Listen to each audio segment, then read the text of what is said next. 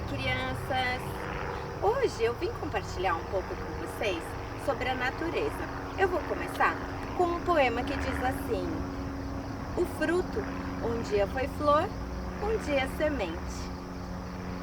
E eu trouxe vocês num lugar que é muito especial para mim.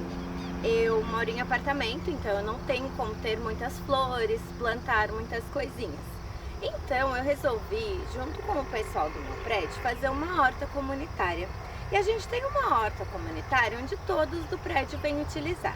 Então o que a gente planta aqui? A gente planta alface, planta cebolinha verde, planta tomatinho, cereja. A gente vem, colhe o que a gente quer comer. A gente tem um chazinho.